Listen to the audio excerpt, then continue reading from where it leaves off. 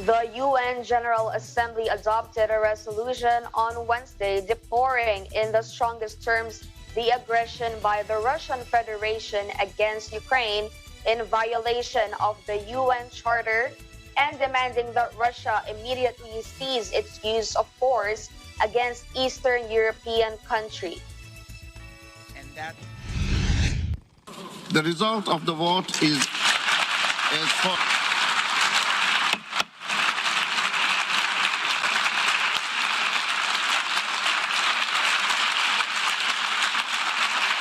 The result of the vote is as follows.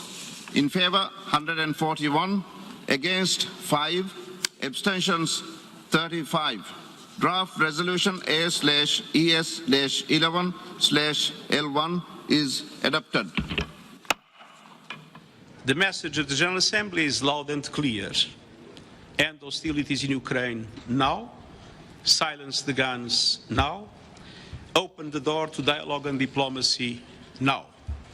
The territorial integrity and sovereignty of Ukraine must be respected in line with the UN Charter.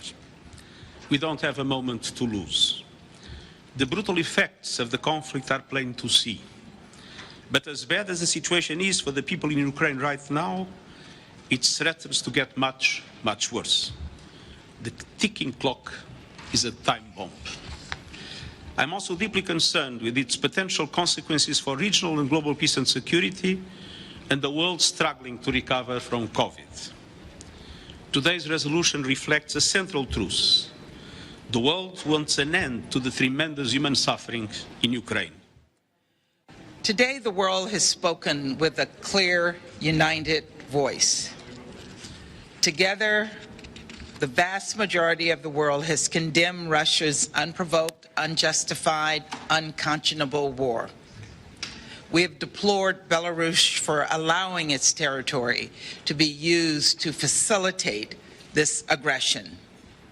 We have affirmed Ukraine's sovereignty and territorial integrity. We have demonstrated that Russia is isolated and alone. And that's the cost, that the costs will keep rising until Russia relents. We've affirmed the UN Charter, pledged to address the horrific human rights and humanitarian crisis in Ukraine, and stood together in the battle for the soul of the world. The message in this resolution is very, very clear, and the voting pattern is very, very clear. Russia stands isolated. Russia has been asked by the world to pull back, stop the aggression, and seek diplomacy instead of war. It's a defining day, as I said in my statement. I'm happy to report, or rather to confirm what you saw with your own eyes. The United Nations is still alive and going through the process of catharsis. I believe in the United Nations. Now people of Ukraine have more reasons to believe in the United Nations. In spite of the horrific actions by the criminal regime of Putin, we still believe that there are citizens of Russia who maintain their dignity. So when you tell me that Russia voted against, it's Putin's regime, criminals from Russia who voted against. It is regime of Belarus who voted against, because there are wonderful Belarusian people who also fight for their freedom.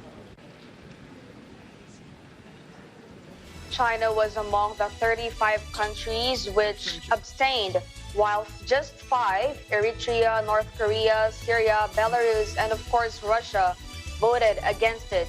Japan and New Zealand led condemnation from Asia, but the continent's giants, China, India, and Pakistan, all abstained. During the debate, Beijing had stressed the world had nothing to gain from a new Cold War. On the meeting's sidelines, Washington has taken aim at Russians working at the United Nations, leveling accusations of espionage and demanding expulsions.